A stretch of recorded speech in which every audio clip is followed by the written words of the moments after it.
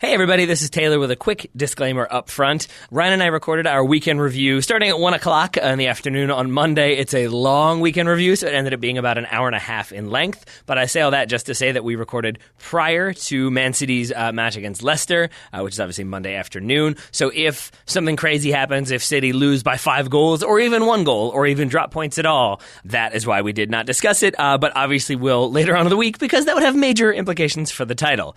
So no City Leicester game, but many other Premier League games to be discussed, as well as the Championship, Bundesliga, and a little bit of La Liga as well.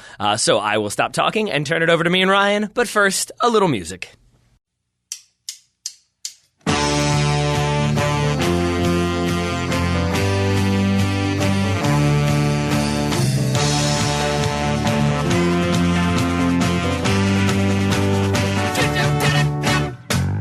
Everybody, and welcome to the Total Soccer Show Weekend Review. I'm your host, Taylor Rockwell. With me on the other end of the line, I've got Mr. Ryan Bailey. Hello, Ryan. Hello, Tay-Tay. You know, nothing gets me up on a Monday or any other day like you or Daryl doing your greeting at the start of the podcast. I love it. Just picks me up. Sends it through my veins. That's good. I was a little bit nervous that maybe like screaming into your ears wasn't the ideal way to begin the show, but I'm glad that you like it. But that may also just be because you've had I'm going to say a very good weekend. Oh, I've had a tremendous weekend. A bottle of fizzy stuff was opened in the Bailey household this weekend, Taylor. AFC Wimbledon, my team, who may have gone down, may have been relegated from League One this weekend, were not, stayed up on goal difference alone by 3 goals following a 0-0 draw at Bradford. Exactly, the tightest of margins by staying up. Playing at Bradford, this was, who, funnily enough, were the team who relegated us from the Premier League in the year 2000 when they beat Liverpool on the final day of the season. Liverpool not wanting to qualify for the Champions League in that season, a bit like several teams from this season, funnily enough. But AFC Wimbledon, 189 days in the relegation zone, only just came out of it last weekend. We were 10 points adrift in February. Wally Downs, our manager, if he doesn't get manager of the year. I mean, Sol Campbell's getting a lot of credit for what he's done with Macclesfield, pulling them out, but Wally Downs deserves it for that. Incredible. 1 defeat in the final 12 games, Taylor. We're staying up. We've been written off so many times, this club in our history. Once again, First of all, them wrong. I think he deserves to win it just because, is his name Wally? Yeah. I think more managers named Wally need like some sort of silverware to make them seem a little bit more legitimate. Because Wally doesn't really command authority, and I say that having had a grandfather named Wally. But I also wanted to know, did you refer to this as the Great Escape on Twitter? Quite possibly. Why? Well, I'm just curious, because it seems like every season there's a new Great Escape, and I'm wondering, is this the 2019 Great Escape of the English League? No, this isn't the 2019 Great Escape. This is the all-time Great Escape. Okay. This is it. This is the one. By the way, is Wally a name that's used commonly in the States? I ask because your Where's Waldo is called Where's Wally, where I am from. Really? Mm-hmm. I don't know the answer to that. My grandfather was Wallace, so that's why he went by Wally. There you go. I don't know how many other Wallys there are out there in the world. Wallys, feel free to email in and let us know. So, Ryan, that was the positive aspect of your weekend. There was a slightly more negative event heading into the weekend that... You don't recall this? I don't know what you're talking about. You have to refresh my mind. I will happily refresh your mind. We did about 5 minutes of coverage in it on the Friday show.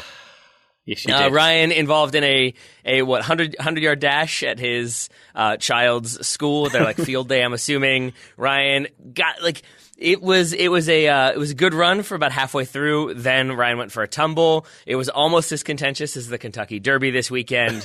Ryan, what's the reaction been for you? Has there been an outpouring of support? Have there been conspiracy theories? What's been going on? There's been an outpouring of lots of things, including things coming out of my body, but not support, I would say, from this one. And I was going for the negative split, Taylor. I was going for the second half of the race faster than the first half. But I've said on Twitter that I will never make fun of Steven Gerrard for his slip again, because I understand these things can happen. And also Jurgen Klopp, when he's complained this season that the grass is too dry or it's too windy or he had the wrong kind of breakfast that morning. I understand, Jurgen. I feel you now. I've fallen over. I know that grass can be dry as well.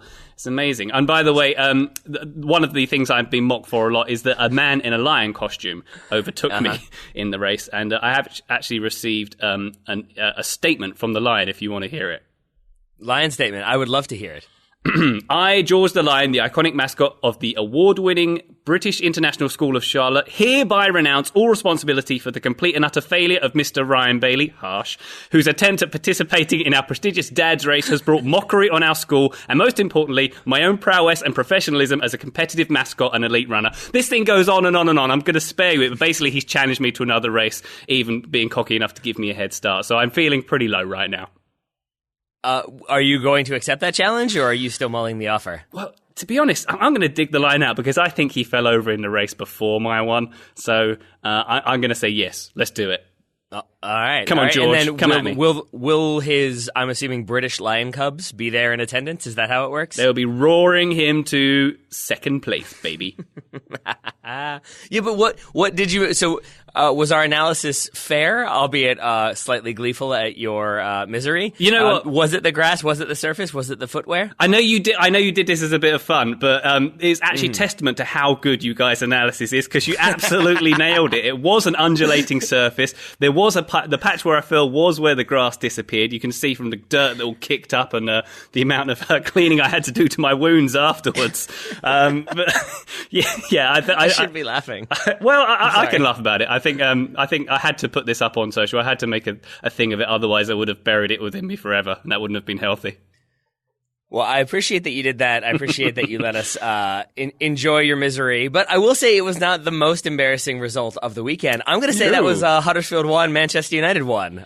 Shall we move to the Premier League? Lots of things to talk about from this game, Tate. Huddersfield's 15th point of the season going to Man United. I think in the 2 seasons they've been up, they've had 4 points off of you from those 2 games at home as well. The only relegated side to pick up a point against any of the top 6 clubs this season, and it came against Ollie's Manchester United. How are you feeling about that?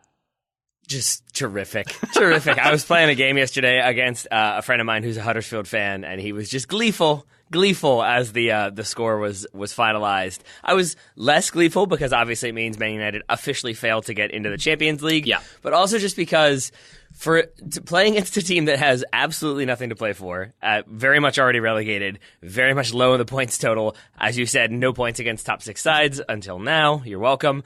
It felt like a game that, at the very least, you would have expected a kind of boring, dull 1-0 win. And once again, United take the lead. And it seems like, okay, here we go. That's kind of how it's going to play out. And then they end up conceding only 1 goal this time, but still a goal that obviously should not have been conceded. And really, for most of the second half, if not for most of the game, looked kind of completely ill-equipped to fight back. Even though they hit the post, even though they had chances, it still didn't feel like there was much of a, oh, okay, now we really got to buckle down and make something happen. Okay, now we got to hustle for it. It felt like sort of a, well, that happened, I guess. Is it leadership on the field, do you think? It's a couple different things, but yeah, I think that's definitely a big one. Because I look at the Huddersfield equalizer, and it comes from a Manchester United corner. They keep 3 back to defend 2. That's fine, okay? Yep. If that's how you want to approach it, you want to keep cover.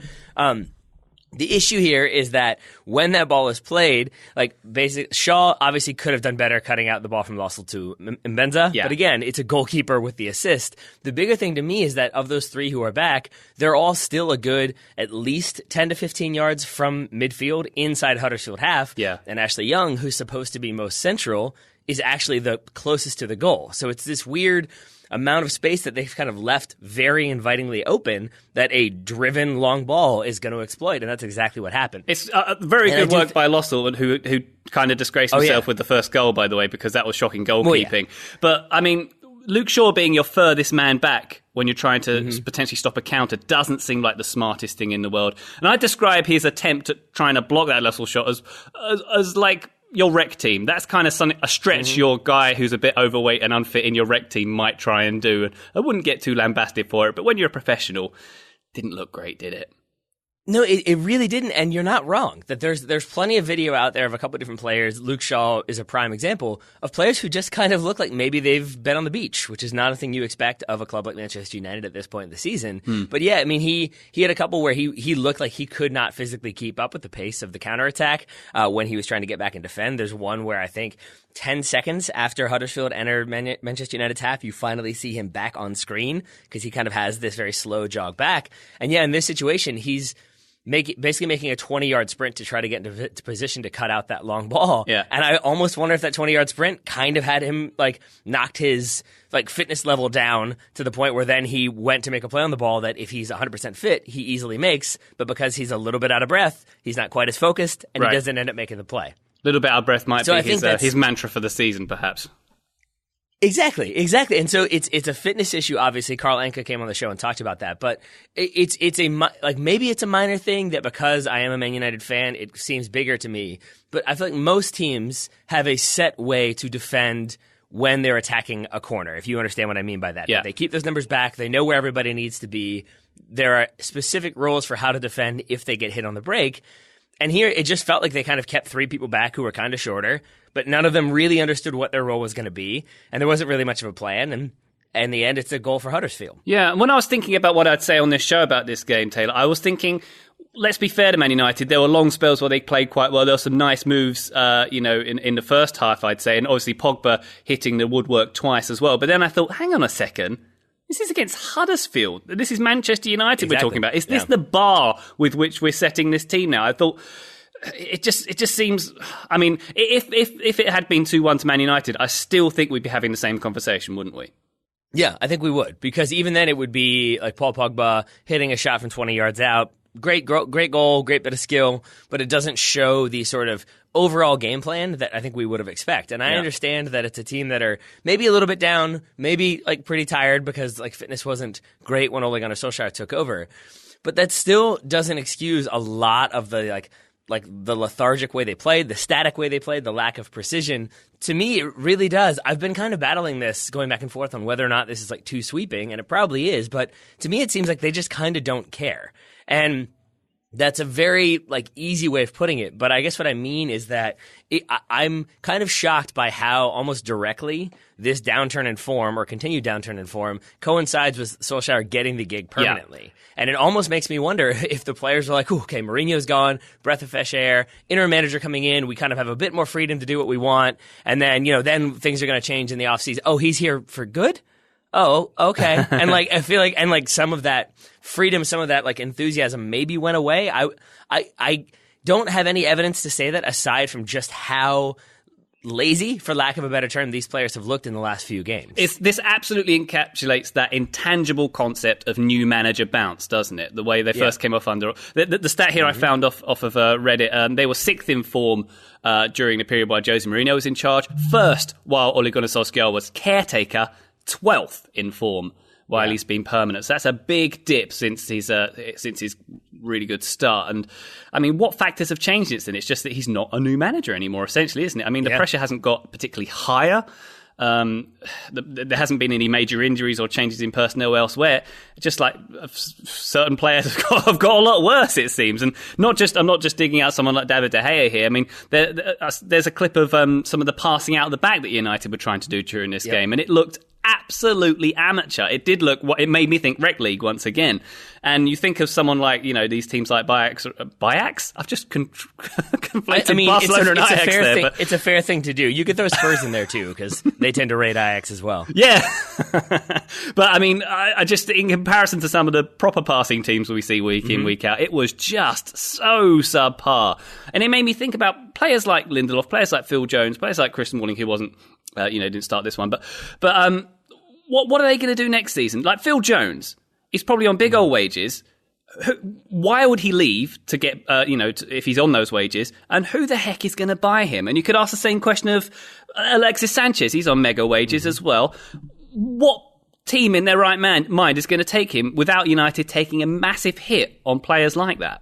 I mean, I think you have your answer, which is only very foolish ones. Manchester United would have been my nominee for a lot of players who are looking for a new deal on massive wages. We'll maybe talk about another one of those players in a moment because I do think they're going to make a stupid decision this summer. But I wanted to say one thing about a little bit more about this game before we move into maybe what happens in the future because I do want to answer that question. But the thing that I also wanted to add as to why I'm sort of not concerned as a fan, but more so I just kind of don't know where they go, is because you look at this team, and if there is a fatigue issue, if there is a fitness issue, like our final adult league game of the season was this weekend, and we had 11 players, and we're carrying 3 injuries. And Daryl and we always try to do like a high pressing system, and Daryl and I decided on like that morning, like, okay, we don't have the personnel. We're going to sit back, we're going to defend, and we're going to counter. It's not what we usually do, but it's the only way we're going to be able to try to be competitive against a good team. I think we lost 4-3, so still losing, but like we made that adjustment, and that Solskjaer, it seems like, is kind of continuing to do the same stuff, but it doesn't look like the players are any better coached or any more fit or any more inclined to do that work. Yeah. To me, it just shows that there's like a lack of awareness from Solskjaer, or at least a lack of problem solving. There's a lack of enthusiasm from the players. And so when you kind of combine those with a confused front office and a bad ownership group, it does lead to a lot of question marks that aren't easily dealt with. So yeah, to your point, like Phil Jones was, in my opinion, one of the worst players on the field yesterday. Ashley Young looked very bad. Luke Shaw looked out of shape. But they're on such high wages, and Alexis Sanchez has forced that wage bill even higher, that, yeah, I don't know how you get rid of some of these guys without either having to subsidize their wages or just like buying them off entirely, or just hoping that Alexis Sanchez just wants to play golf for a couple years and you pay his wages and hope that people forget that was the kind of standard you established. Yeah, the Gareth Bale route, we could call that, and we could talk about that later perhaps. But let me ask you this question. Of all the players that, say, started or even on the bench for this game, which one of those would you actually want to keep next year? And would you want to keep any of them? Like I'm thinking Marcus Rashford. Like, who else would you want to keep? I mean, the ones that I would definitely want to keep. I would want to keep De Gea. I think, yes, he's had a bad run of form, and even the goal he conceded, it was not a howler by any stretch of the imagination. But Daryl and I have had many debates about the technique he uses to save low shots. We've referred to it as like it's a difficult one to go with nowadays, but it's like the De Gea swastika almost, where he puts one leg out, drops his right knee down, puts his left arm up, and puts his right arm down. Yeah. And it's just a weird shape he does. But I've always defended it. Daryl has always made the point that it leaves him vulnerable to getting megged. That's what happens here. But I still don't think that that he has. I don't think that he's on some horrible career decline where he's never going to be good again. I think it makes sense to keep him. I've been okay with Victor Lindelof. Scott McTominay reminds me, not just because he is going to play for Scotland, of kind of Darren Fletcher and how much the club means to him, that he is Scottish, that he is kind of tall and lanky, can score goals, definitely wants to be there. There was video of McTominay after the game just sitting on the bench by himself, 45 minutes after the final whistle, just looking kind of distraught with the result. So those three I'm good with. Marcus Rashford, everybody loves. I am not as big of a fan of his lately. I feel like he shoots a lot, and when there's a chance for him to score, then he's kind of motivated for it. When he feels like there's a chance for him to score and it's not as likely, he still takes it. So when what more do you ask from a striker than that? I guess let me rephrase then. He's still trying. He tries to hit those Ronaldo free kicks from 40 yards out. Okay, that's not you're not quite at that level. But then there's just moments where like in the one that I think you were alluding to earlier, where there's just nobody kind of moving to create passing options. Rashford is just kind of staying on the sideline, pointing at different people, saying pass it there, pass it there. He himself isn't really moving, and I just feel like there are moments where he kind of switches off in frustration. I would like to see him more focused and more consistent. But yeah, he probably stays. So maybe those four are the ones that I would feel most comfortable with them keeping around. Yeah, and some of the younger players, like Chong came on, he seemed pretty good, didn't he, when he came on for Sanchez and had a couple of shots. But that's an indictment of Sanchez as well, a Dutch teenager coming on for him at that stage in the game as well. I think it was 49 minutes before Huddersfield had a shot at David De Gea, by the way. That's another one that's a bit alarming, isn't it? The fact that United didn't make more out of that situation. What a mess. I mean, this is the soccer equivalent of falling over in a dad's race in a sports day, essentially, isn't it? It is, except that in the dad's race, you get second opportunities, and at the very least, you get to pick yourself up and dust yourself off, and you can be confident that you'll be able to run again. Whereas someone like Mike Phelan, who's assistant manager right now, he came out and said he isn't sure what his role is going to be with the club from week to week. That it seems to change, and the job that maybe he's going to be offered changes. And I think that, again, very indicative of the indecision and sort of chaos at the club. I have a feeling they're going to try to make stupid, loud signings to distract from the fact that they didn't get Champions League, and we'll see how that goes. That's going to be my next question for you, because we've seen the pattern with this post-Ferguson team. Is it 800 million in 6 seasons? Something absurd they've spent on players. It does seem to be these very expensive band-aids they try and apply every summer. Are we just going to do that again? Is that what has to happen? No, it's not what has to happen, but it seems to me is what will happen. What else could you do? I honestly think I mean, you could appoint a director of football, have them kind of get in consultation with Solskjaer because you've given him the permanent deal. Well, he's still got to buy players, though, hasn't he? What's that? If you appoint a director of football, they still got to go buy players. They do, but I think with some level of reason, some level of rhyme to it, as opposed to what I genuinely think they're going to put in a bid for Gareth Bale. I think that's going to be Ed Woodward's way of saying, like, see, we can still sign big-name players, even if we're not in the Champions League. I think he's going to react to a lack of Champions League by throwing money at the problem, and that's what I think doesn't work. So I think if you're already not in the Champions League, it makes more sense. On the wages spreadsheet, he's just going to get Alexis Sanchez's name, cross it out, and just put Gareth Bale on there. Is that what he's going to do? Except I don't know how you get rid of Alexis Sanchez, so then you get both of them, and now you're paying them equally ridiculous wages. I think Bale, before tax, is on like $600,000 a week, which is, nope, I did not misstate that, again, before tax, because then I think he ends up only getting $350 a week or something like that. Poor guy. Still going to be an issue to be dealt with. But yeah, I think that's what they do. I think what I would prefer them do is make smart signings with a plan towards the future and then give Solskjaer a normal preseason where he's actually able to get a lot of fitness in. Instead, I think they're going to be doing a lot of touring this summer, as are a lot of other clubs. Yeah. So I guess the positive to that is that you can then talk about today's sponsor, SeatGeek, because there will be a lot of different football teams touring the United States or touring your area potentially. And if you want to get tickets to those events, you can use SeatGeek to do just that. Because if you ever need tickets for anything, any kind of event, SeatGeek has you covered. SeatGeek does have you covered indeed. So much stuff on it. You've got sports, music, lots more. And I go to a lot of gigs, Tay. I'm going to go see John Mayer. I've got my tickets for that lined up. But also Arsenal playing Roma here in Charlotte, North Carolina this summer. There we go. I'm going to have a look on SeatGeek, see what I can get in that Bank of America stadium, baby. Yeah, I think you should definitely do that. I think for folks who have Gold Cup games coming to their area, you can always find some like good prices, good money for value for money for games, especially if you're like by the day before or a couple days before. There's usually some great opportunities there, and you can see some Gold Cup action in person. Yeah. SeatGeek is a company where the customer comes first. You can tell by their 50,000 5-star reviews in the App Store. It's focused on making the experience as easy as possible. Ryan, I'm glad that they've made it easy for you to see John Mayer, but is that really the person that you're most pumped to go see? Well, are you a John Mayer hater? Is that where we're going with this? I mean, it might be where we're going with this, yes. He's a very talented guitar player, Taylor, I'll tell you that much. All right. But I will is that say, what it comes down to? Is it the guitar? Yeah.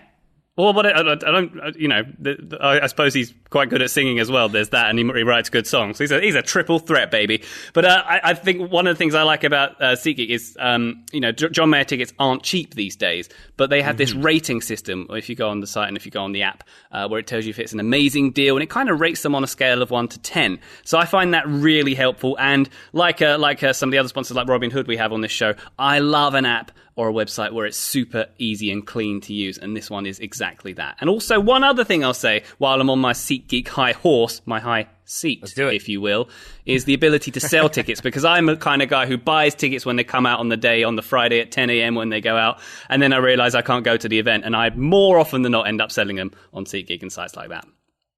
Oh, I like the impulsiveness, but then you can cover the impulsiveness by being like, or was it just a shrewd investment? And if you want to be shrewd with your finances, our listeners can get $10 off their first SeatGeek purchase. Use promo code TSS for $10 off your first purchase. You can use that for concerts, tickets, sports, comedy, whatever you want. Remember, that's promo code TSS for $10 on your first purchase. Thank you very much to SeatGeek for sponsoring today's episode, our weekend review. Ryan, where would you like to go next, staying in the Premier League? I was going to say, can we go on to John Mayer's latest album? But I best think we should probably stick with the soccer. Let's go to hardest of hard passes. Well, talking about not so hard passes, how about Arsenal against Brighton? All right, let's go to it. Oh man, like it's look, I don't want to go like be as hacky as I'm about to be, but like. People kept asking me, like, does anybody want top four? Is it, like, hilarious how nobody wants it? And I was sort of like, yeah, I know, but, like, it's not that. And now I genuinely am like, is there some weird curse where nobody wants to be in the Champions League next season? Because I was pretty shocked by how bad Arsenal looked in this game. Yeah, not great, was it? I mean, all-round pretty poor performance. I mean... It's another case. It's a similar situation to Manchester United and their draw. I know, same result, obviously, but just they made Brighton look good, didn't they, I think? Better than they are, I think is the point I should say. And a lot of players had absolute nightmares in this one. Granit Xhaka, looking at you, particularly that penalty giveaway. Have you ever seen a more bizarre decision being made in the box in the Premier League? I'm not sure I have. I mean, I probably, because I feel like I've seen some like terrible defending with like handballs and just like shoving people over. Who was it? I think I forget the Liverpool defender who I always go back to is making like a very stupid challenge because it made my Liverpool friends very angry. Was it Moreno? It's usually Moreno. It's probably Moreno. But I take your point because this was wrong from start to finish. It's Granit Xhaka leaving his man. He tries to get out to Solly Marsh. He can't then he like takes the wrong angle. So then he ends up just kind of like basically trying to subtly like clip Marsh, which he does not do at all. It's very obvious if you watch the feet get tangled, and it's an obvious penalty, and not one part of the decision-making process made any sense to me. Again, it speaks to a sort of, we're flying through the air right now, I'm just going to try to improv a solution, but there's not a lot of like tactical plan for how to deal with a counterattack, which again I think speaks to maybe a lack of camaraderie or chemistry or overall locker room good vibes for Arsenal. Yeah, it seemed very odd, and the build-up to that penalty as well. With Solly Marsh, he basically had the complete run of that channel. Lichtsteiner basically was on his own trying to defend that right channel, and he was caught out further up the field. He had no support at all down that right side. So Marsh just doop. He ran, I think, about 70 yards, and no one laid a glove on him until Xhaka decided to literally almost lay a glove on him and grab him and pull him down when he was nowhere near the ball. So in a way, Xhaka was put in a hard position in that situation by the shortcomings of his team. Yeah, and then, I mean, and it could have been significantly worse for Arsenal. They do take the lead via a penalty. I would say a very suspect penalty. Nacho Monreal goes down in a kind of challenge with Jahanbakhsh, the Iranian attacker, and then we kind of went and looked at that again, or I watched the replays of it a couple of different times.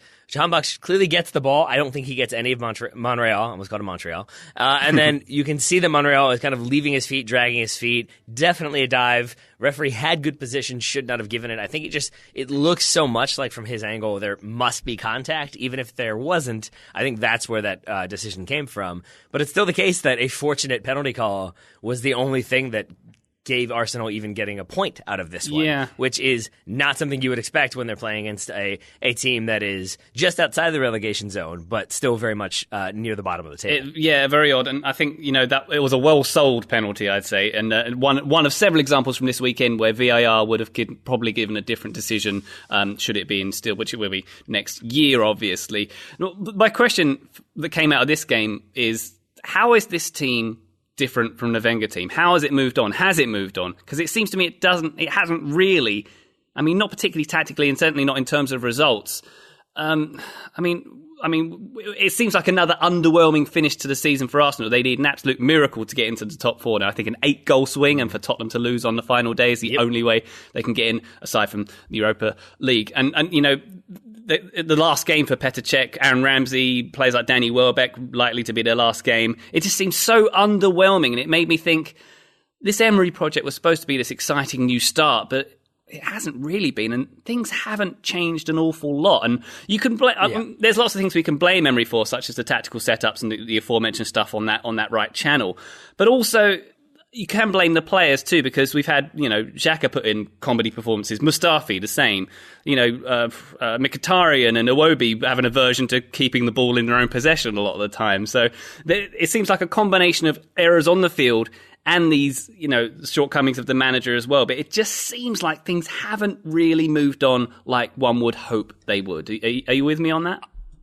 I'm with you on that for the most part. I think it's a slightly more optimistic like end to this, I think is what I'm going to go for. But I would say there's a sequence in there, I forget the minute, it ends with like a Glenn Murray header, but there's a penalty shout in there for Brighton. There's a lot of battling in the box. And if you go back and watch, it is very similar to me to like Wenger Arsenal defending when people kind of don't quite know what's being asked of them. So you have Socrates like heading the ball straight up in the air, and then it's like Mustafi and Lichtsteiner pulling jerseys a little bit or being a little bit too physical, but then there's like a lack of marking from other players. So it keeps leading to like secondary chances for Brighton. And all of that just felt to me like players kind of figuring it out as like the moment came to them, and it's exacerbated by, I think, Leno. It's the one where he passes it straight to a Brighton player at the top of the box. Yeah. So again, it's that sort of like the passing isn't quite working, the kind of playing out of the back, the calmness under pressure. It's all of the lack of those things does make it seem very Wenger.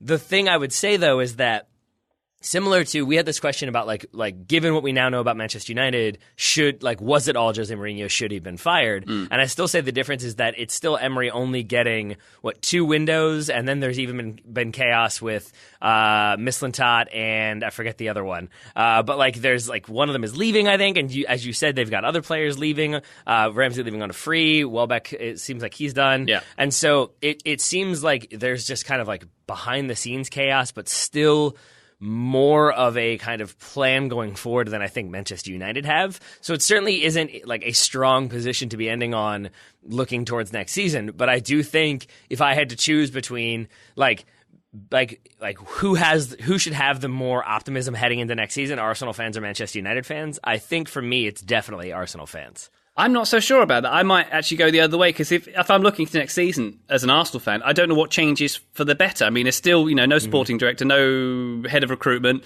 no immediate philosophy coming from the top down. And the biggest difference between Arsenal and Man United is it doesn't look like there's going to be much to spend. There's some rumours going around that it's only going to be about £50 million of spending this summer. So they're going to probably spend less this year than last year because they've had higher wages come in this year. And, they're a club who'd like to try and run things fiscally responsibly. So I see them being in a similar situation to United, except having less money. So they hadn't got that get out of going and splashing the cash. So it seems a bit more troublesome to me. Yeah, okay. You've helped me come around a little bit on it, not least because I did a quick check. Sven Mislintat was their head of recruitment. He has left. He's joined Stuttgart. So That was the guy who they thought was going to turn things around, is not there. So I apologize if Arsenal fans have already tweeted at us. But yeah, you're right then. Like, there is sort of still some backroom issues combined with, I don't know what you do with some of the players or how you really change it up. So maybe you're right. Maybe both Arsenal and Manchester United fans should just be panicked for the offseason. Just impending doom for everybody. No, nobody's going to be a big club anymore. Everything's bad. I mean, well, see, you say that in jest, but it does feel a little bit like some of the results this weekend. I found myself sort of like, that could have been a really interesting game. That could have been a really interesting narrative. And instead, it's kind of a letdown. Chelsea might be the outlier there, but I have some thoughts on that one. But you look at Spurs failing to get the result, Dortmund failing to get a result, not like a lot of like big dramatic challenges at the end or big dramatic swings, and it just feels sort of like, things are probably going to end up the way we kind of thought they were going to end up a couple weeks ago, and that's sort of a bummer. So why don't we talk Chelsea first, because Chelsea have put themselves in strong position to get to the Champions League. That is not something we would have thought even a couple months ago, even a couple weeks ago potentially. They get the 3-0 win over Watford. So the question I think that then leads to is, does that mean that Maurizio Sarri has not been a failure if they qualify for the Champions League? They look at times like they're coming together. At times in this game, they certainly did not. So I'm wondering, Ryan, what do you think of Maurizio Sarri's first year based on what we know now, or what we think we know now? It's interesting, isn't it? This game in particular, I thought was a microcosm of the season. They were booed off by large sections of the crowd at half-time, but yet come back immediately after the half and get the game closed out. They get the couple of goals almost immediately. And, Sarri is a manager who came in with lots of promise, obviously done wonderful things in Serie A, relatively speaking, and as a man who said, I need a couple, 2 to 3 seasons to get my philosophy implemented here. And, he has made some mistakes, and there's been some players who, I think he's showed, inflexibility at times, and definitely the crowd have turned on him more than once. That's fair to say. Lots of anti-Sarri chanting we've heard from the Chelsea contingent this season. But then you look at the actual results here. We've got a top 4 finish. We've got reaching a League Cup final, potentially winning the Europa League. And that's all while dealing with all this negativity, not having much rotation, having pretty rubbish strikers, and a team obviously in transition. And particularly for this game, a team wearing very, very ugly, distracting shirts. Now, against all those odds, he's achieved really good results. And if you'd have looked at, let's go back to the start of the season, and you've got Sarri, a man who said, I'm going to need time to get this right. And if he said, I'm going to get you top 4 at the end of the season, I'm going to get you to a domestic final, maybe going to win the Europa League too, you'd have definitely taken that. He's reached the bar of expectation for a manager who wants time, right? Am I wrong in thinking that? Well, no, but I think I still don't know if it was a success, because look at this game as an example. It's still N'Golo Kante, Jorginho, and Kovacic starting as your 3 midfielders. And I think a lot of Chelsea fans have been really frustrated by the lack of inclusion of Ruben Loftus-Cheek. Mm-hmm. He comes in due to injury to N'Golo Kante. He comes in like the 10th or 11th minute, I think, and looks to be one of their stronger players. He ends up getting the first goal. And it's sort of, again, it's like Maurizio Sarri eventually getting it right, but not necessarily because he decided, like, yes, Ruben Loftus-Cheek gives me something that other players haven't been giving me. And, like, Gonzalo Higuain scores a goal, and it's a really pretty goal. And it makes you think, like, okay, maybe they figured it out. But then you see all the other times that Gonzalo Higuain was static or moved away from the ball or just wanted a ball kind of in the box to see what would happen. And there are still some of those lingering concerns. And what it leaves me with is wondering if maybe Chelsea have a release clause in Maurizio Sarri's contract if he hadn't qualified for the Champions League. It's what Manchester United had with David Moyes. As soon as he was mathematically eliminated from qualifying for the Champions League, that's when he was sacked. Yeah. And I do wonder if maybe Chelsea were holding on just because that would have allowed them to do so at a much cheaper price. And now he's qualified, and it kind of forces their hand a little bit as to what their plans are going to be, given the transfer embargo, the looming transfer embargo, I should say. Oh no, this guy's actually got us into the top 4. We can't sack him. Oh, How bad for us. Yeah, it's interesting, isn't it? And I mean, that embargo, if indeed it does go ahead in this coming window, could be problematic for them. But I'm getting from what you're saying and from what a lot of people say is one of the biggest problems is that he doesn't use players like Loftus-Cheek. He's very rigid with his lack of rotation and doesn't perhaps use the tools that he has. And maybe he'll be forced to do so when those transfer embargoes come in. And I don't know. I'm very careful to say that he's been a failure because he hasn't failed. At the end of the day. Yeah, it really does come, and this is, I guess, kind of what led us here was the conversation about some of the kind of depressing results of late from the other teams in the Premier League that, Spurs, like, I would be way more concerned for them if I were a Tottenham fan if I weren't looking at Chelsea, Arsenal, Manchester United, and their sort of inability to kick into gear when it matters. And I think in a lot of other seasons, Spurs would be 6th right now. Yeah. But because of the way sort of the teams we've been talking about have been struggling, it doesn't feel quite such like a like you have to be at 90% capacity at all times, or that like anything less than that and you're not going to make it. It does feel like this season Chelsea have sort of found a way to finish top 4, potentially even finish 3rd, but it still doesn't feel to me like it's because Maurizio Sarri figured it out and they're building towards something. It feels like he had enough good players, a few who bought in, and a few good results combined with the other teams in the league sort of not getting the job done. Yeah. I'm trying not to curse is basically what I'm getting at here.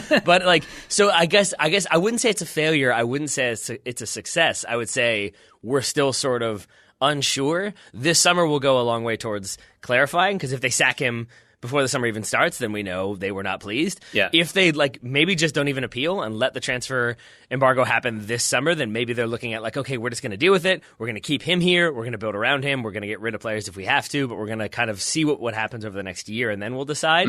Then I think that shows you that they want to back him. But if they kind of fight if they fight it, they get they appeal, it's postponed until January, and then next summer, not this summer, and then they sack him. Or to me that says, okay, then they really are just trying to rebuild completely, or if they keep him, then they're trying to rebuild around him. So I feel like there's lots of varying factors that we'll know a lot more about in the very near future, and that will, I think, help us make that decision one way or the other as to success or failure. Yeah, definitely. I'm just cautious that that people are underselling him as well. I mean, if you did, once again, he could finish in 3rd here, could finish behind this Liverpool and this Manchester City team, be the 3rd best team behind those two. And that's great. That's really good for a Chelsea team of this calibre at the moment, isn't it? And once again, this is a manager who said he needs 2 or 3 seasons. And if this is the building block, if this is the first season of that transition, I don't think you can argue with it. I mean, a transition season you wouldn't presume would result in Champions League soccer next season, which it's going to. So I just don't. I think obviously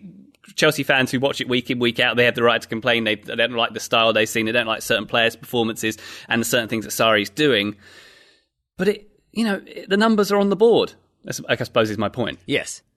Yeah. Okay, I take your point, and like not. I don't mean to belabor things, but I'm enjoying this conversation. I would like to kind of like better get to the bottom of it, because I think what it goes back to. I promise, I'm in a good mood. I'm not depressed, everybody. Don't worry. But it feels like with Chelsea, Arsenal, Manchester United, probably in that order or in reverse order, depending on how this goes. Like that, there are things to be optimistic about, more so for Chelsea, less so Arsenal, Manchester United. But it still feels like for everything that's positive, there was the footage yesterday of the fans talking to Eden Hazard after the game, like car to car, and they said like stay with Chelsea, and he kind of appears to shake his head no, and it's like. If it were Chelsea fans being like, yes, finally we're buying in, and Hazard has looked his best, and he's looked very good this season, but it still looks like an Eden Hazard who's very much focused on maybe being in Madrid next season, not being in London. And so even with Chelsea, where it feels like there are these kind of steps in the right direction, it feels like they're very quickly countered by other negative things. And that's what, to me, usually at this point of the season, we have like, okay, Liverpool, Manchester City, they're going to be great. They're going to keep being great. Tottenham, they've had some injuries. They need to sign a couple players. They'd be in strong position. I feel good about them.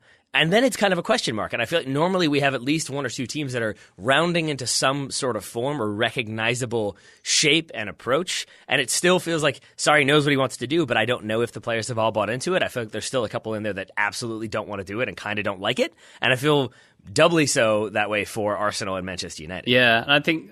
Yeah, we should give Chelsea credit for sticking with the plan when all others in the top four race seem to have abandoned it. And there's one thing I didn't mention earlier, which I probably should mention, is Wolves. They're like circling like sharks in the tank right now, aren't they? I think if you're a Wolves fan, next season you're thinking, we're going to pick at least one of these off. Surely, right?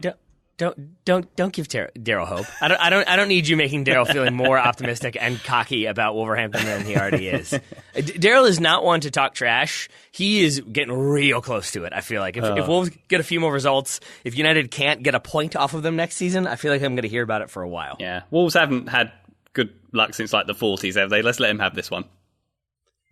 Let's do it. Let's also continue to talk about Premier League, talk about Liverpool's win over Newcastle, Bournemouth's win over Tottenham. But first, I wanted to talk about today's sponsor, Hims. Ryan, you mentioned sticking with a plan. That's what you should do. 66% of men lose their hair by the age of 35. Once you've noticed that thinning hair, it can be too late. If you want to kind of keep the hair you have, you got to stick with a plan, and that's where 4Hims comes in, because they're a one-stop shop for hair loss, skincare, and sexual wellness for men. Absolutely, Tate. Thanks to science, baldness can be optional. Hims is helping guys be the best version of themselves with licensed physicians and FDA-approved products to treat hair loss. There's no snake oil pills or gas station counter supplements. Who's buying their counter supplements at the gas station? Not sure. These are prescription solutions backed by science. Real gosh darn science, Tate. Wonderful stuff. And I've spoken previously about my my lack of enthusiasm when it comes to having to call the doctor's office to make an appointment. But I will say this: I think when you think about like dealing with something like this in the abstract, it just seems like a whole thing, and it does make it like I therefore get, not that I would, but I get the appeal of like I could make an appointment and figure it out and do the research, or I could just buy this like supplement at a gas station and hope it works out. But Hims, the key thing here is that they make it really easy. There's no awkward in-person visits or long pharmacy lines. They connect you with real doctors online. You can get it done very quickly. It saves you hours. It's confidential and discreet. So it just kind of makes a whole big thing into a much more easily approachable small thing. And that's what we're all going for here. Absolutely. And if you're an angry shut-in who barely leaves his house like me, that's really good that you can save time not going to the doctors and getting it all done online confidentially and discreetly.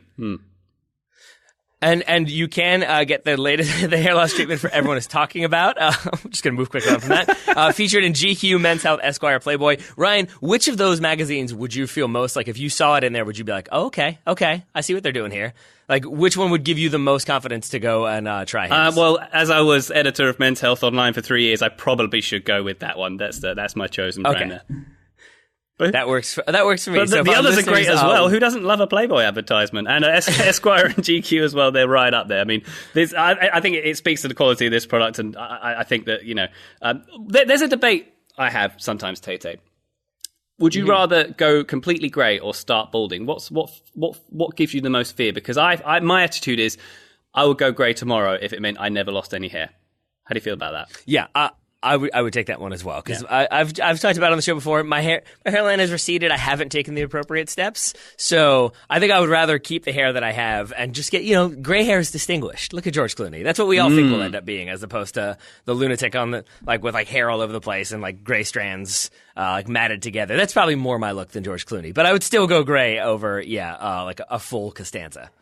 I think that's a pretty good choice. Yeah. That's how I'm choosing to phrase it. So, our listeners can get started with Hims' complete hair kit for just $5 today, right now while supplies last and subject to doctor's approval. See website for full details and safety information. This could cost hundreds if you went to the doctor or a pharmacy somewhere else. So go to forhims.com/total soccer. That's FORHIMS.com/total soccer. Forhims.com/total soccer. Thank you very much to For Hims for sponsoring us. Do not delay to do that, and do not delay to listen to us talk about some more soccer. Where should we move next, Ryan Bailey? Well, we got to talk about Liverpool. We should probably talk about Tottenham. How about we go to Liverpool, to St James's Park? Okay. I wanted to start this one off, by the way, with Arlo White's commentary. I don't know if you listened to it. Actually, If you actually go to the NBC Sports website and you look at the extended highlights, the first 40 seconds are Arlo White going into a long Game of Thrones metaphor. Did you hear this one? Yeah. I heard bits of, I had just told my wife about how much I enjoy Arlo White, and then she got focused on that his name is Arlo, similar to the Wally conversation. She was like, is that a common name in England? And I did not know the answer. It is not. Throughout that, I was hearing random Iron Throne and different little mentions of who will sit on the Iron Throne, and I was like, is that what we're going for in this game? I did not realize it was that. good. I actually transcribed some of it. If you'll allow me to read it. Please. Jurgen Klopp will send his Red Dragons out to scorch the St James's Park turf so he can spend another long night on the Iron Throne. Lose in the north, and his claim to the throne will fizzle out like a Dothraki cavalry charge. Rafa Benitez bent the knee to House St James. He'll demand Newcastle stand their ground like Brienne of Tar and produce a late dagger like Arya Stark. Lots of spoilers in there, Arlo. Lots of spoilers if you haven't caught up with this season, but I thought that was quite a fun way to introduce this game. Boo! That's what I say to that. That's extended pre-written analogies to a game. Just talk about the game. Just talk. You're about not involved with it. That feels like when I was like he didn't want to throw in a BTS reference and then be like, "See, kids, I'm hip, I'm cool, I know what's going on. I'm in the pop culture. Come on, I'm Arlo White." That's my Arlo White impression. I think it's pretty good. It was, yeah. So you enjoyed it though? You like the story building that he was going for, albeit with spoilers? I love that when you go on Arlo White's Twitter and he shows you his really fastidious note-taking and the different coloured, post-it notes and stuff he uses. He's clearly a well-prepped man. So I just imagine him smiling to himself the night before writing that one out. I think that amuses me more than anything else. And there's some good analogies in there, if not slightly spoiler-tastic, as I say there. But see, if you wait, hold on. But now I'm obsessed with the idea though that he had to have told his co-commentators, Graham Lasso and Lee Dixon, he had to have told them, guys, clear out. I've got this great Game of Thrones bit to start. Just let me go with it. It's gonna kill, and then you can jump in. And I feel like that ended with them sort of being like, yeah. And so anyway, Liverpool are in, and they went straight into tactics. I'm gonna say I don't think Graham Lasso watches Game of Thrones. You don't think so? He was famously in his career, he went antiquing and stuff like that on the weekends. I think it's below him. I think popular culture is below Graham Lasso. I'm going to say he's watching Gentleman Jack and not Game of Thrones. I think he's watching reading from his extended library, which smells of rich mahogany. I think that's what Graham Lasso's doing. Oh, I like that. Okay, well, I suppose we should not do what Arlo White didn't do and not talk about this game. I kind of want to start with this, Ryan. I've got another. That was a whole word puzzle. Don't do what Donnie Don't does. That's what you just did there. Yeah, exactly. Nailed it. Perfect. You got it. Here's my question for you, Ryan. More hypotheticals. So Trent Alexander-Arnold could have been sent off in the lead up to the first Newcastle goal. Shot was blocked. He definitely blocked it with his elbow. Newcastle still end up scoring to make it 1-1 at that point. Game finishes 3-2, obviously, which leads me to this question. Which would you prefer in that moment? I'm not saying the referee got it wrong. It's just general question. Would you rather have the penalty and the possibility of scoring, but also the possibility of missing and the player sent off, the opposition player sent off? Or would you rather know you've got the goal, even if it means that the other team still has 11 men? Penalty and red card every time, surely, because this was in the 20th minute. If it had been in the 85th minute, I think it's a different answer. But this is the 20th minute. You've potentially got 70 something minutes of playing against 10 men and the chance to get the goal from the penalty spot as well. That's an easy question. I think this was really controversial, wasn't it? Because did the rules change on this like relatively recently? Because I feel like, he obviously advantage was given and the goal went in, but it means that no red card was shown at all. So what would be the instance where, say, like someone nearly broke someone's leg and a goal was scored? Would they not get a red card in that instance? I think I don't know this for sure. I know that like with like the dog so rule changing, that now it's like if you're making a legitimate play on the ball, you don't get the red card, you get a yellow card, and then the penalty is given. I think maybe there's a move towards you don't want to do double punishment whenever possible. So maybe it is that if there still seems like it's going to be a scoring opportunity, you don't punish and see what happens, and you kind of hope for the goal from open play. And if that doesn't happen, then the red card comes in. But it's a good point that like, yeah, if somebody is maliciously going in on a player, it means that they're inclined to do that again, or at least do it once, and maybe again after that. So then, yeah, it seems like it's kind of for the safety of the player. You want to get the kind of violent conduct committing player off the field. Yeah. So then it does get a little bit more confusing for sure. Yeah, definitely. And I think Liverpool got off lightly there, and also this goal did kind of expose some. I thought a lot in this game. Liverpool were doing some Brendan Rodgers era defending, weren't they? A lot of sort of misgivings going on there. When the cross came in for that equaliser, Matt Ritchie was completely unmarked in the box. He just sauntered in from the left channel, where he was also once again, to use a rec team. We've talked about rec teams a lot in this podcast so far, but he was out wide on his own, like that terrible rec team player who you don't worry about marking him, he'll be fine, and just jogs into the box completely on his own, nobody even turning their heads to see if he's there, and ends up getting on the end of the cross. So it's that felt like, potential Premier League champions should have had a better handle on that situation, in my opinion. Obviously they got away with it with Trent Alexander-Arnold as well. So I think that was an interesting incident, but for me, not the most controversial incident of this game. I'm guessing you're alluding to the free kick at the very end that leads to the Divock Origi goal, somehow not given as an own goal. I watched it enough times to think, I guess I can see why it was Origi, but maybe it should have been an own goal. But I think all that pales in comparison to what Fabinho did to get that free kick in the first place. Yeah, that'll be the controversial incident to which I'm referring. Yards away from the assistant referee, Fabinho hits the deck. Probably wasn't fouled. That's my assessment of the situation. And yet, creates a goal scoring, a game winning opportunity, a potential title swinging opportunity there. Disappointing, wasn't it? I mean, especially given like the AR is right there, has a good view of it. There's definitely a little bit of battling, and so I can understand why maybe there's an inclination to give that of like, oh, there's a little jersey pulling, there's some elbows, they're definitely physical. And I think if you're not watching the feet, you could think like, oh yeah, he probably tugged him, maybe there's a little bit of a clip. Yeah, it seemed like a foul. You go back and watch it, there is none of that. I think Fabinho basically recognizes this has not gone the way I thought it was going to go. I don't really know what else I'm going to do with this ball. I'm going to go down and see what I can get. And maybe just kind of assumed that they would give it because the AR doesn't want to not give a penalty that could end up like costing them the title. So maybe that's where it comes from. But either way, it's definitely a dive. Yeah. So that's a little bit on the negative. On the positive is what comes out of it, if you're a Liverpool fan especially, is the goal, the game winner. But it also, I found it interesting that we see yet another reason why Virgil van Dijk is so important to this Liverpool team. Scores the winner with scores the opener, with a great header, gets open. You should probably mark Virgil van Dijk in the box. Yeah, don't leave him completely free. The big guy who's good with his head, don't leave him completely free in your box. There's a little tip for all the other Premier League teams there. And I really enjoyed that. I think it was Dummett who was marking him, then slips and falls, doesn't get to him, and then angrily gestures around like, come on, someone's got to mark him. And it was like, dude, you know what you're doing here. You know that's on you, and there is video evidence. But then, with this free kick, it's Virgil van Dijk, Trent Alexander-Arnold lining up to take it. Virgil van Dijk basically sends over Xherdan Shaqiri, who has subbed on, to take it. He hits it with the left foot, so it swings in, and then I think that causes more problems than if it had swung away from goal, because swinging in, it's going to be on frame, so I think defenders panic a little bit more. Goalkeeper maybe a little bit more uncertain, and I do think that factors into this ending up in a win for Liverpool. Do you think an in-swinger in that situation is always more difficult to defend than an out-swinging right foot then, from that channel? Because I can see it both ways. Like, always...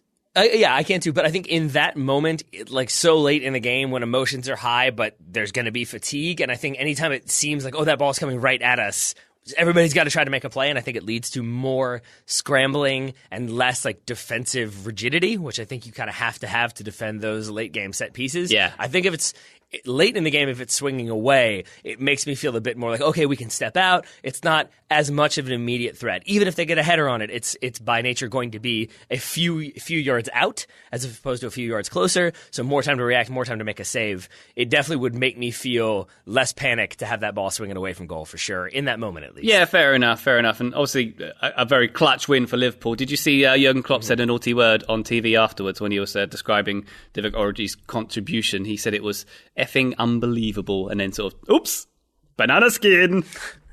Yeah, of course. He loves to have those moments where it's like, oh, I don't know what I'm doing. Haha, I know exactly what I'm doing. He swears a lot on camera, doesn't he? I think he does. He does. For not even being his native language, it's impressive, his commitment to swearing.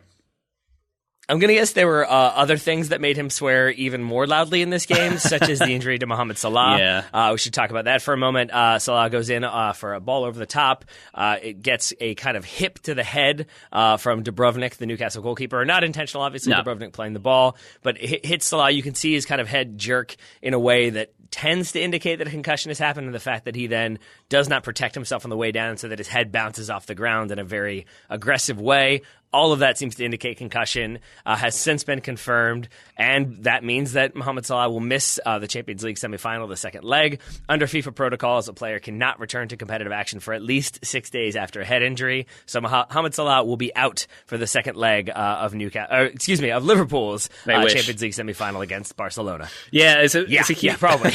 It's a huge shame, isn't it? And obviously, no one can help those circumstances. It wasn't Dubrovnik's fault, Dubrovka's fault, as you say.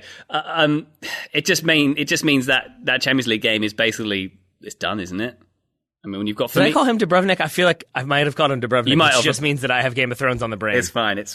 We all have. It just means that, no Firmino, no Salah in that game. It's kind of trouble, isn't it? It's a big shame that's happened. Yes. So I think that's why you see Shaqiri come on, you see Origi come on. So my guess is that it'll be like Origi in the Firmino role maybe, and then Shaqiri starting from Mohamed Salah. But yeah, as Jurgen Klopp said, like there's always belief, but when you're missing like two of the three best strikers in the world, it's going to be a difficult situation. Yeah, and Barcelona are quite good at defending these days as well. So yeah, it's going to be trouble, that one, I predict. There's that too. And then Tottenham, the other Champions League semi-finalists from England, didn't really help themselves out in their 1-0 loss to Bournemouth. So the first question we have here, Ryan, is are Tottenham getting Spursy? Which led me to want to ask you, what is Spursy? How would you define Spursiness? This. That's basically it. I mean, you look at Tottenham's current situation. What, they've lost 5 of their last 6 in all competitions. The only team they've beaten in that spell is Brighton. They've been pretty poor away from home for a while. I suppose the definition of Spursy is when the kitchen starts to get hot, you want to get out of that kitchen. I've terribly mangled that one, but basically, not withstanding pressure very well. And it seems to me like, they lost before the other, they had a poor performance before the first leg of the Champions League, and they've done it again here. And obviously some key players missing, but, you got Son coming back, and really stupid behaviour for him to get his red card, and from 1 foot as well. A really silly challenge, and I didn't see this result coming at all, and it was a bit disappointing from Tottenham, to say the least. I'll say I didn't either. I have in my notes that basically Tottenham had the game I thought Liverpool would have, given like the kind of Champions League letdown.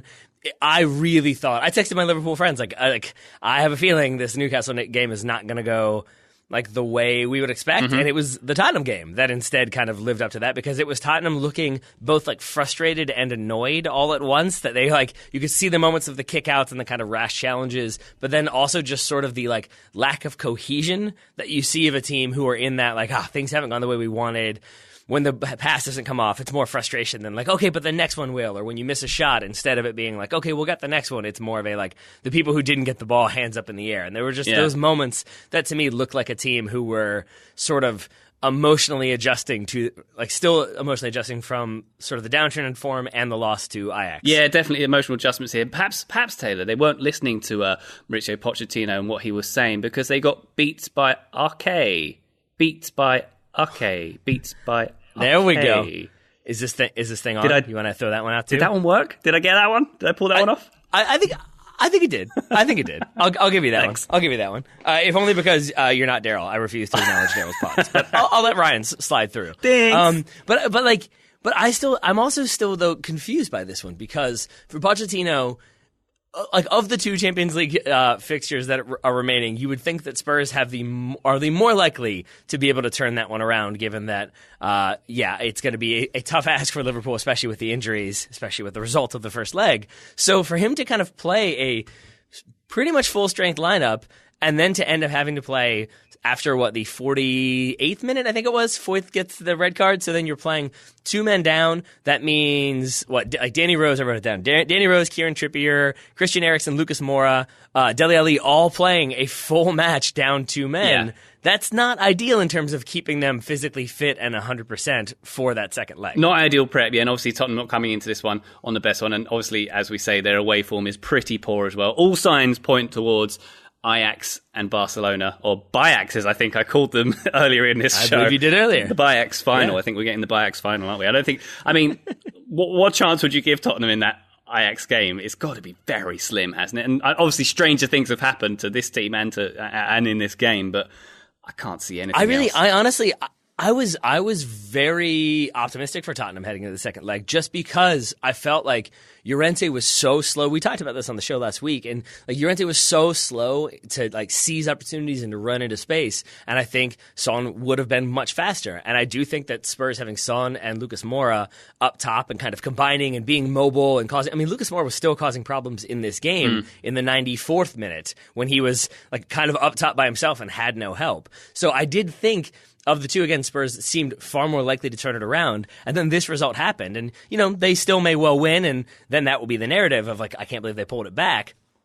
But given the way this game went, and again, that the frustration and the annoyance with each other, I was really, really surprised to see that. And if that continues, which it seems like it will, I will be very surprised if Spurs are able to get something against Ajax, which I feel like means I've just queued Spurs winning 3-0 away. Yeah, and also, if I was going to put a slight silver lining on this, I thought Dele Alli had a fairly decent game in this one, having had some poor ones recently. I mean, he had a couple of good chances early on. I think he had a decent header. But Bournemouth's keeper, Travers, the 19-year-old, Asmir Begovic, not even in the squad for this one. Ouch.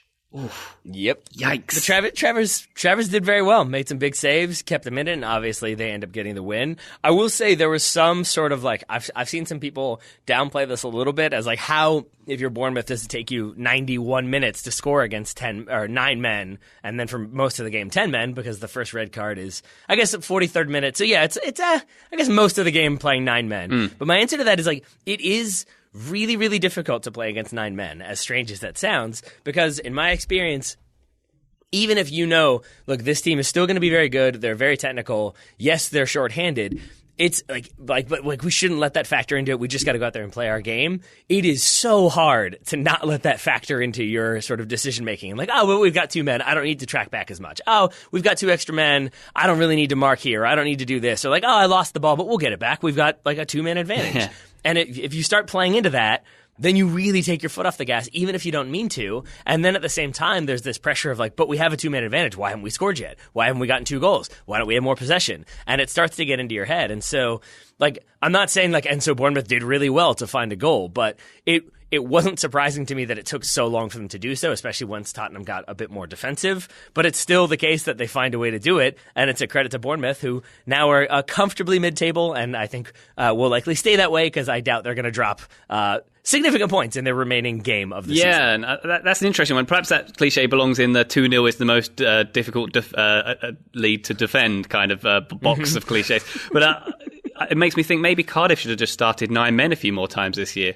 Yeah, exactly. The psychological advantage. The solution. And then it all would have gone to plan. One more question for you about this game. So the incident with Heung-min Son in the first half, free kick given. I think he's kind of frustrated in the moment, or just, I'm not even sure how angry he is, but Lerma, basically Son is reaching down to get the ball. Lerma steps in, ostensibly to kind of poke the ball away to be able to restart play. Definitely steps on Son's foot. I'm wondering, do you think that was intentional, or do you think that doesn't really matter? I guess is the other question. Is was he trying to do it, or should it not matter at all because Son should know better and not respond? I think that doesn't matter, because I think that's a kind of acceptable gamesmanship that Lerma was doing there. And also, he might have seen seconds before a very high challenge from Son. So I think he's maybe read the room a little bit there and thought, I can take advantage of this. I don't see there's a problem. I think that's just complete stupidity from Heung-min Son. Very uncharacteristic too. Yeah, I was surprised by that. And then as you said earlier, I was really surprised by the fourth red because if you go back, if you're watching it, the commentator is like literally saying in that moment that the Pochettino makes 2 halftime subs. He takes off Toby Alderweireld and Eric Dyer, both because they were on yellow cards, concerned about them getting a second yellow, and like obviously he doesn't want to have to contend with a second booking or another sending off. And then like 2 seconds later, that challenge happens and it's a straight red for Foyth, and that really throws yet another wrench into the game plan because Eric Dyer could have been sent off. We haven't even talked about that. He definitely should have had a red card for that, shouldn't he? Basically kicking at the back of Callum Wilson's ankles like that in the box. That one you mean? Yeah. Because that's the crazy thing is there's multiple, because he gets a yellow in the 11th, then he breaks up a counterattack. He claims he gets ball. I guess the referee had the whistle in the mouth and then decided, no, maybe he got ball and lets it play on. Replay shows he did not get ball. Definitely got all man, so that could have been a second yellow. And then yes, there's the one in the box where he basically, and we've seen this given before. I think Aaron Ramsey is one that's had it called on him before, where basically, even if you're trying to clear, if you don't know the player is there and you kick the player while trying to kick the ball in the box, that's always going to be a penalty. And I think it's a reckless kick, which means a yellow card. So he could have gotten 3 different yellow cards in this game, instead only gets 1, but it doesn't really end up mattering because Spurs finish with 9 anyway. Yeah, and I think that's VAR would have been all over that one in the box next season, surely. Yes. Lucky. Yes, I would say so. So that's going to be our Premier League roundup. We talked about a lot of the Premier League. We've got a few continental games to discuss, or a few teams in Europe to get to. But first, we should mention the Championship with the close of the regular season, I guess is how I'm going to phrase that. Norwich officially champions. Sheffield United also advance. Middlesbrough and Bristol City fail to make the playoffs, which means we've got Leeds versus Derby, West Brom versus Villa. Both those games are on May 11th, and the second leg's on May 14th. I am pretty pumped about that West Midlands derby, even though I have no loyalties to either team. I know Daryl's very good friend Hugh is a Villa supporter, so I think we have Up the Villa written on our chalkboard by Hugh before he left to go back to England. So maybe that has me leaning towards Villa.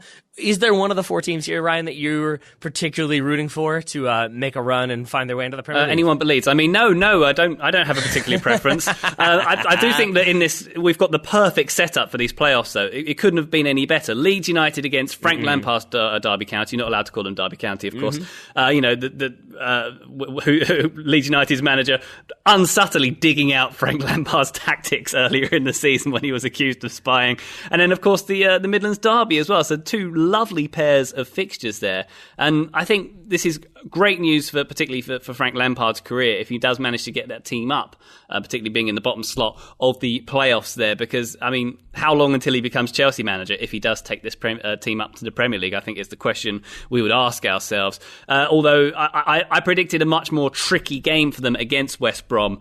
I thought, because based on previous matches against West Brom, but I think West Brom also started a stronger team than I thought they would do. They had Jay Rodriguez, Mason Holgate, Gibson, and Dawson. They all started.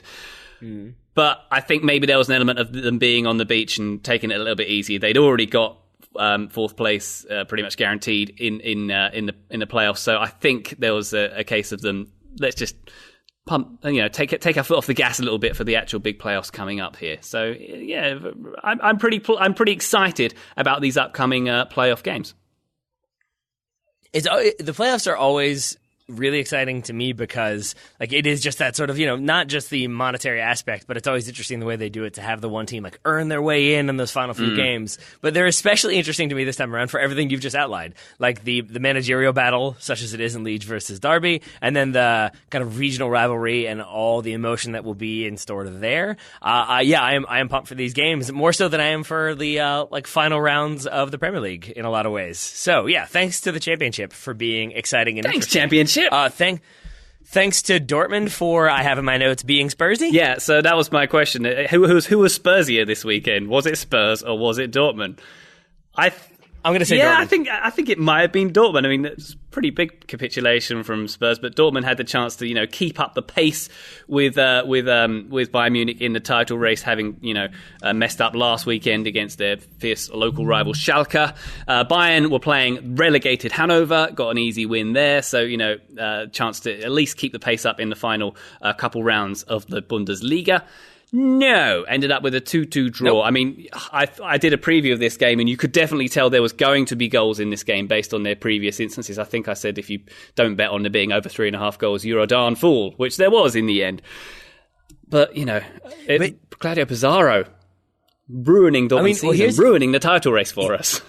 The Spursiness is a great narrative for this one because it starts with Christian Pulisic, like the young, exciting player who maybe hasn't had the best of seasons. I was pretty critical of him last week. This is the type of performance I really have been wanting to see from him. Yeah. We finally do. He starts on the left. He has a great solo run for the first goal. It's like gets past a defender, beats another defender, then like very calmly passes it past the goalkeeper. It's everything you want, and it feels like, okay, exciting young playmaker doing things. Then it's a great free kick from Paco Alcácer, and again, it's like, okay, and now this like their talismanic striker who keeps finding a way to score goals has found a way to score another goal, and now they're 2-0 up, and everything seems good. And then Mowild scores for Werder Bremen off of maybe a deflection. I don't think so. It just goes through the legs of Roman Bürki. As a nutmeg. And before that goal, by the way, Pulisic nearly made it 3-0 because he got on the end of a very nice Mary Götze cross. So we could have had an even better performance from Pulisic from this one before the wheels started to come off. But I'll let you continue.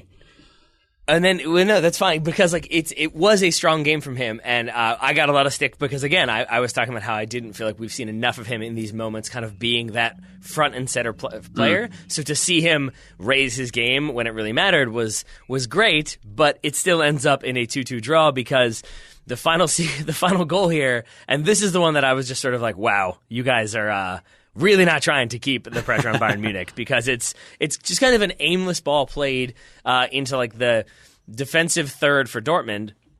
But Jadon Sancho has not stepped at all. Like he's like 30 yards behind the play. I kept watching this and I was like being premature, trying and not letting it play out because Sancho is so far or so slow in stepping that he's off screen. And so I kept being like, why is Augustinsson not wildly offside? I don't get this. And then eventually I realized, it's because Jadon Sancho has just failed to step. Yeah. But then it still is the ball rolling out of bounds. Akanji then does the kind of thing that we see defenders do all the time of, okay, well, I'm just going to step between the ball and Augustinsson. I'm going to let it roll out. It'll be a goal kick. And then he basically just loses that battle. Augustinsson wants it more and kind of bodies Akanji off the ball pretty easily, plays it back, and it's 2-2, courtesy of Claudio Pizarro, as you said. And it just felt like a comprehensive, great start and then just complete meltdown from Dortmund. And again, it goes to my point that it's like another example of that like challenging team seeming like they're doing it and then just kind of falling short. Yeah, big shame. And obviously Pulisic, as we say, had a very good game. I think it was the 87th minute. He almost got on the end of I think Alcácer passed it to him on the edge of the box. He sort of ran around a few defenders and dragged his shot wide. So he's almost the hero of this one with a late winner. So the narrative could have been very different in this one. But not for want of trying from our boy Christian. But Lucien Favre last week said that the title race was over, so I can only imagine it's doubly over for him now. 4 points behind now. Double secret over, I think it is. Could be worse for Christian Pulisic. He could be Gareth Bale. At least Pulisic knows where he'll be next season. It is going to be worse for him because he's going to be wearing that god-awful shirt next season, isn't he? Which we didn't touch on. You really didn't like the Chelsea shirt. Did you like it? I mean, the design is, I think they said it's bits of architecture from Stamford Bridge. So they've gone, let's get one of the least attractive stadia in the Premier League and let's take bits of it and cut them up and put it on our shirt so it looks like something that was made out of nylon in 1992. Yeah, job done. No! What? See, like jerseys, sometimes they're great, sometimes they're awful, and that's just kind of the way it goes. What made me go from like, meh, to like, no, I do not like it, is the fact that it's next season's jersey. It is not next season right now. Why are you wearing next year's jersey? That does not make any sense to me. Unless they're really hell-bent on like, see, here's a reason for excitement. Look at our new jersey. Like, that was very confusing to me. I don't quite get why you would debut it in the current year. I mean, lots of teams do that, to be fair, and have done in the past. But yeah, I agree. I think it takes away from the fresh excitement of seeing a new kit. I don't like it next season. Yeah, I want to see those kits debut in the International Champions Cup. Give that some bit more credence. Of course. All right. That's a solid point, and I retract my previous objection. Yeah, nobody wants that. But I am still curious what happens to Gareth Bale. Was not in the Madrid squad for their 3-2 win over Villarreal, I believe it was.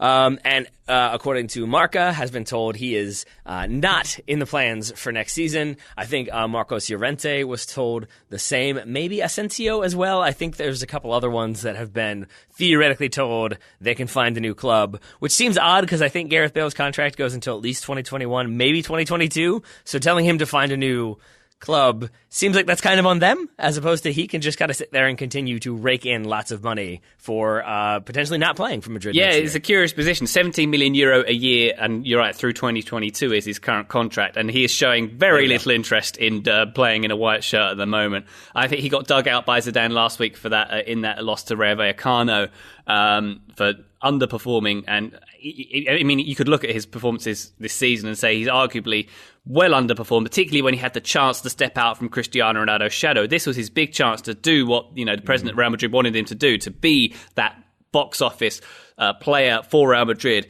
He just hasn't done it, hasn't stepped up. And for all the good moments that Bale's had in the shirt, the Champions League final goal, that goal where he ran 5 yards off the field and still outran the player and scored, all those lovely moments he's had, it's just been ruined by, it seems like a lack of desire at the moment, and obviously injury, which has kept him out for about 50% of available minutes. And there's even rumours going around that he could actually just retire because, he likes golf more than soccer, it seems, at this point. He could just sit out until 2022 and get his 17 million euro a year and not sign for another club. And that's his way for a guaranteed big fat check for the next few years. That's a pretty viable option if you're not really into it, isn't it? Oh, the most hilarious thing about that to me that I just realized, I hadn't considered he could do that, but if he did that, that basically means he's kind of not going to play for Wales anymore, because even if he is still one of their better players, if not their best player, if he's not playing at all, not training regularly, you probably don't want to call him in. Then I was like, it's Ryan Giggs, who famously did not play for Wales. So I do kind of love the idea of Ryan Giggs then having to deal with a potential star player not being able to put himself in a position to actually be able to play for the national team. Funny how it works. That would be some sweet, sweet poetic justice. It really would, yeah. But I said it earlier. I feel like given the way Manchester United are going and the fact that they tend to make stupid signings to cover up the cracks, it feels like Ed Woodward still thinks giving a bunch of money to Real Madrid to get Gareth Bale is the way to show that we're still a big team. We're still, even if we don't have Champions League. And I do think that maybe Gareth Bale is going to be thrown in as part of some package for Paul Pogba. I think that there's going to be a lot of rumors. I think Real Madrid are going to be aggressive in trying to get Pogba this summer. And I think maybe that could be the other way we see it happen is we're getting rid of Paul Pogba because it hasn't quite worked. We're going to rebuild, and the rebuild's going to start with Gareth Bale. I feel like that's come on. A foolish way they'll try to sell it. Far too intelligent to sign a player on really big wages who might not perform week in, week out and might be a bit too old. No. I see what you're doing. I see what you're doing, and I don't like it. I think it's also just that there are so few other suitors out there, to my mind. In the past, I think we would have said PSG, but they've got financial fair play restrictions, theoretically, even though they never will actually get those enforced. But they've got other big-name players in there who they would probably have to get rid of. If, say, Neymar went to Real Madrid, maybe that's the swap deal, and PSG, take Gareth Bale to sell some jerseys. But I really, short of him going to the Middle East or getting a massive offer from somewhere in Russia or somewhere in the United States, I don't really know where else he could go that really makes sense to me. Ryan, do you have any nominees? I think it depends on his motivation. If he does still want to keep playing and keep playing at the high level, I could see somewhere like Bayern, particularly when we see Ribéry and Robben stepping out at the end of this season. I could see him maybe becoming a wide player there, but that would involve a big pay cut. And it does depend on his motivation. Does he want to go and play golf every other day and get his, $1.5 million a month? Beautiful situation that would be. Or does he want to go and try and, potentially keep getting injured, keep showing, the lack of interest that he showed, have to start off once again, being nearly 30, having to prove himself at another big club? As much as he should want to play, I can understand if he didn't want to. Yeah. And so, I mean, and that's the thing is like, it really comes down to, is he going to be aggressively all in to kind of reestablish himself as this top level soccer player, in which case, yeah, maybe he does take a massive pay cut to go somewhere where he can really continue to develop or further develop or be that kind of superstar again. Or yeah, is he just trying to live a comfortable life when he's 80 and thus, yeah, I'll just take the paydays until such time that nobody else wants me, and then maybe I'll still get signed by a club who wants to make a splash by inking a relatively known player. I think what it comes down to is it would be very funny if he just took 60 million euros off of Real Madrid over the next 3 years for doing nothing. I think that would be the funniest thing for everybody. He should do that. I would thoroughly enjoy that. I think personal terms are going to be a huge issue for anybody, but I look at the Madrid squad from this weekend, and it's just so, I mean, I'm not breaking new ground saying this. It's a Madrid team that are very well beaten to the title by Barcelona. Atleti, 6 points ahead of them currently. But it's still a team that just is obviously going to reinforce. I mean, no disrespect to, I think it was Brahim Diaz, Mauro Diaz, or not Mauro Diaz. That's a very different Diaz. Mariano Diaz and Jesus Navas, I think, was the front three this weekend. Lucas Vasquez, excuse me. Jesus Navas plays for a different team. Woo! I got there eventually. Still doing this off the top of my head, not remembering what Madrid played. But like those three, it doesn't quite strike fear into the heart as like an in-prime BBC did. So I feel like there's going to be a lot of money thrown around, and so they will have to part with some players. I just don't know how they'll manage to do so with Gareth Bale. And it's interesting. The faith that he's been putting in youth at the moment, Zidane, like giving Brahim Diaz 3/4 of the game, and then Vinicius coming on for him. I hope those two still have a decent role next season. I mean, I assume they will. In the past, Zidane hasn't really been too nervous to play young players or give relatively unproven players like unless he's related to them considerable minutes. Unless he's related to them, in which case, yeah, Enzo can figure it out for himself.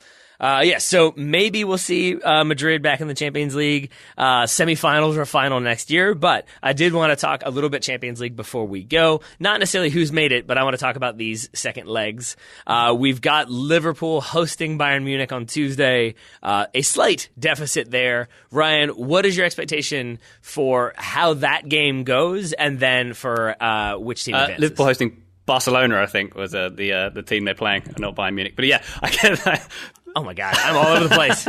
It's fine. It's been a long day. So I think, as soon as Barcelona get a goal, which they will, this one's done. I don't know what more you can say about that. I think as much as it's going to be a wonderful atmosphere at Anfield, and we've seen turnarounds like this happen, particularly at this later stage of this competition, and if there's a team who could do it, perhaps it is Liverpool with their spirit, but, without two of their best forwards, and with a team who can, very rarely fail to score, I can't see anything but a Barcelona advancement here. Nor can I. And I think I would agree with pretty much everything you said, that this feels like a game we've seen previously. Maybe Liverpool find a way to get like the early goal and suddenly the drama is there. But it does feel like one of those games where we're 20 minutes in, like Liverpool could theoretically do it, and then Lionel Messi does Lionel Messi things, and suddenly it's 1-0 Barcelona. Right. I do think Xherdan Shaqiri is going to be obviously very motivated to come in and make something happen. Hasn't gotten many minutes. Did end up getting minutes obviously this weekend, and has the assist for the game winner off that free kick. So maybe he comes in and has an impact. As I said, I think maybe it's Origi, maybe it's Daniel Sturridge. We saw both of them get minutes, so I think they were looking towards this game against Barcelona as a way to kind of get a little bit more familiarity in that 11. So maybe it won't be quite as bad as it would seem with Liverpool missing two of their front three. But yeah, I'm with you that I still think at the end of the day, Barcelona probably get either a win or a draw in this game, and obviously therefore still advance, which leads us to Tottenham traveling to Ajax. I got those two teams right. Woo, brain still working. That's Wednesday. Ajax obviously winning the first leg at Tottenham. Ryan, how do you see this? So while Tottenham were losing with 9 men on the south coast, Ajax were busy winning the Dutch Cup against Willem-Twee by 4-0. That's in 2 of their last 3 games. They've scored 4 goals. They've won their last 6 games in all competitions. They've already taken some pretty good some scalps in this competition already. They're playing a Tottenham team who are awful away from home. I think you can tell where I'm going with the tone of my voice. I think Ajax are going to progress. And I don't think I'd give Tottenham a very, very slim chance of making anything of this fixture. See, actually, I wasn't sure if you were doing the setup and then switch it. If you were like, there's this and there's this and there's this, but I still think it's going to be tough. But I've got nothing to switch it to. That's fair. I think I'm with you much more so than I thought I would be. I really did think after that first game that with Son coming back in, as I said, I think the mobility would be way better for Tottenham. I think if Tottenham had gotten a goal, which I think they easily could have in the first 15 or 20 minutes of that game, I think it's a completely different tie. Mm-hmm. That's kind of obvious. But I do think they kind of had the tools coming back to be in a much stronger position. I think not starting Wanyama would have certainly helped with that. He, again, looked kind of all over the place when he came on this weekend. But given the red cards, given the amount of minutes some of their key players had to play, and thus will not be nearly as rested, will be much more fatigued, and are, in a lot of cases, already carrying injuries or have some injury concerns, I'm thinking it's far harder for Tottenham to pull this one back. That said, I mean, I guess, what do they need in this situation? If Ajax get one, then they need, I guess, just two, right? That still does it with the away goals. So it's not even like that dramatic of an ask. It's certainly not what Liverpool are going to need. But I do think that, I have a feeling Ajax will still find a way to score. So then it's probably going to require Tottenham to get two. Can they do it? Yes. Do I think they will? Probably not. I mean, if Tottenham finishes this game with 11 players, that'll be an improvement on the previous game. So let's set that as a target, shall we? But looking at Tottenham's last 15 games, they've won 4 and drawn. Sorry, they've won 5 and drawn 1. They've lost all the rest. They're basically in relegation form at the moment. It's pretty poor. Yeah. It's just they're in slightly better relegation form than everybody else around them. Hooray, the Premier League. Best league in the world, though, Ryan. Best league in the world. Go the Hotspurs. Go the Hotspurs. All right, well, we have talked about a lot of stuff that happened this weekend, most of it in the Premier League, since we're kind of coming to the final games. Obviously, final game coming up this weekend. Ryan will be back to review the final week of the Premier League. I'm assuming, Ryan, I hope your schedule is still open next Monday. Only if you'll have me, dear. Of course indeed, my friend. But until then, any other things you wanted to talk about? Anything we missed from the weekend? One little incident. I know we've run long today, and I'll let you go soon. Yes. There's one little incident from League One I'd like to talk about. League One, the aforementioned League One, which AFC Wimbledon will be competing in next year. Thank you all for asking. Yep, I haven't mentioned that enough times on this podcast in the past few weeks. Plymouth, who are trying to stay up on the final day, they're playing Scunthorpe. Plymouth's keeper goes down injured. His name is Matt Mace. He throws the ball out. He rolls it out so he can receive treatment for himself. Scunthorpe's Josh Morris keeps that ball in and chips the keeper for an equaliser to make it 2-2. A goal which relegates Plymouth Argyle as things stand. Wow. Obviously, players go absolutely nuts. The Argyle Twitter feed said that was the most unsporting goal in home park history, which is saying something. Probably could agree with that. And the curious thing here, I wanted to compare it with the Villa Leeds game a few weeks ago, where there was a goal in similar circumstances. A player went down injured, ball should have gone out, but it didn't, and a goal was given. Bielsa let Villa walk a goal in. No such action from Scunthorpe in this one. The manager afterwards saying, "Yeah, sorry, I should have let them score a goal." Well, it's no good saying it afterwards. And fortunately, Plymouth did go on to score another. They won 3-2. Unfortunately, Sunderland couldn't find it within themselves to beat Southend. Southend won their game, which relegated Plymouth anyway. So in a way, I'm glad that this goal didn't decide a relegation battle, because that would have been absolutely awful. I'm sure we'll be hearing a lot more about it. But come on, man. Clearly the goalkeeper was down injured. He rolled the ball out and he put it back out and chipped it over him. Oh, that's not cool. The person I feel worst for and yet simultaneously dislike the most is the social media manager for Scunthorpe, because I saw they had to kind of keep the tweets up of congratulations, your goal, it's a great goal, congratulations, blah blah blah, and it was just sort of you know how that went, and you know what the look was, and you all are choosing, because you all are not apologizing and not letting them score in retribution. You're sort of then forced into celebrating this goal and making it seem like it was a totally a feat of athletic achievement. And I feel bad for the person who has to kind of promote the propaganda, but at the same time, they know what they're doing. They're complicit in Scunthorpe being bad. Oh, boy. All right, Ryan. Well, thank you for that. Thank you for remembering that one. But I very much appreciate you taking all the time to talk about all of the action from this weekend. And I look forward to doing the same next weekend, my friend. My pleasure. Thank you for having me.